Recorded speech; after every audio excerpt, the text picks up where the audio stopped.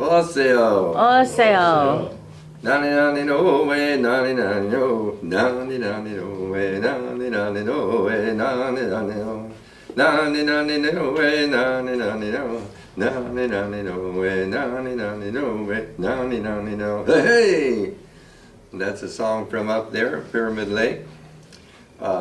During Thanksgiving week, Claudia and I were there in Nevada, Pyramid Lake. It's called Pyramid Lake Reservation in the hamlet Wadsworth, and where Vivian lives, and also the headquarters for all of my paintings in her gallery. And this is an introduction to the story. I'm going to do part two. Nevada is an ancient place, and there is very ancient evidence there, starting with the oldest, I'm sure, is the ichthyosaur of Ichthyosaur National Monument down there in Gabbs. It's an amazing thing to see. On the side of the cliff you can see this whole fossilized skeleton. It's ever so huge like that, and I could look right into the eye socket of that old lizard. But it does show that one time there was much water there. This is an aquatic dinosaur. Moving away from the millions of years of water up to about 25,000 years ago. There was also a lot of water, maybe not ocean size, but certainly a lot. And humans evidently were there because as the water began to subside, people came down from the tops of whatever they could be on. Maybe they were like islands and came down into the caves. And this one particular place is called Winnemucca Dry Lake. It is exactly a parallel to Pyramid Lake. Winnemucca means one moccasin. And it has, according to the archaeologists, been occupied for 11,000 years continually that way.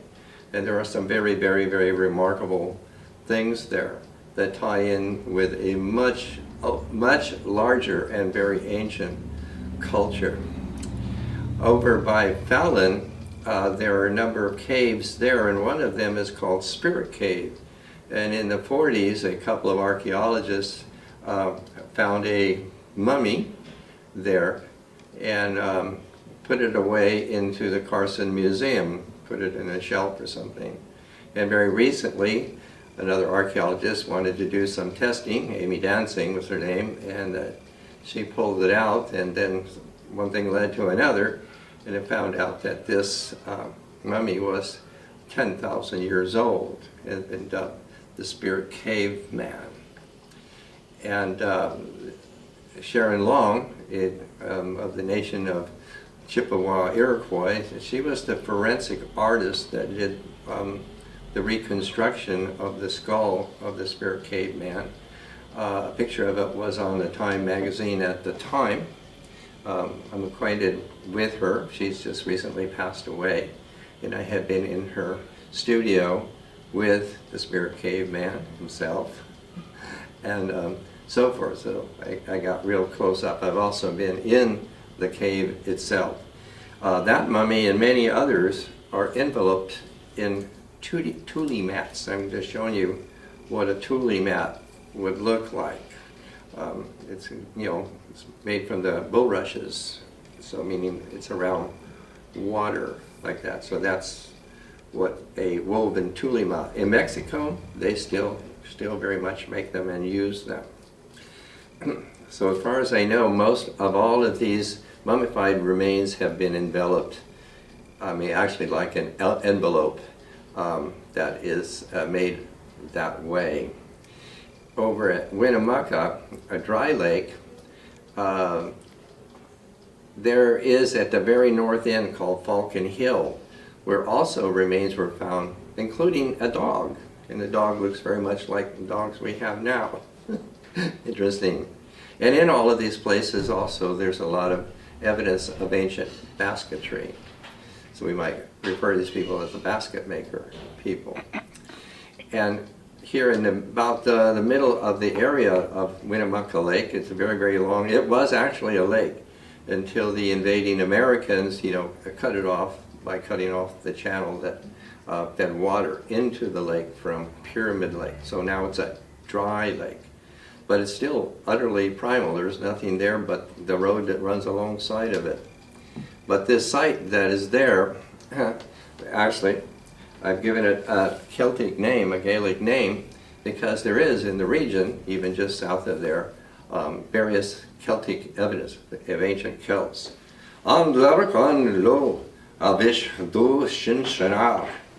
The site on which stood our great grandmother's abode is actually the Celtic name for this.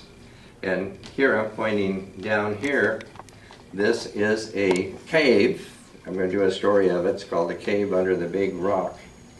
And the owls live there. Inside the cave, you actually step down into it. It's very long and rather deep and long. And along the walls on both sides are painted these figures. These figures are known as like birthing position, like that. So it's a regeneration. All of this belongs to the ancient culture of the Great Mother, which was all regenerative. So I'm showing that as an example of the kind of paintings that were in this cave. And also, archaeologists had excavated one single burial of a child. I don't remember how young, but a child was buried there with a series of baskets. Directly across from there on the other side, 60 feet up, is another cave. And it had been totally covered with red ochre. In other words, it's very reddish.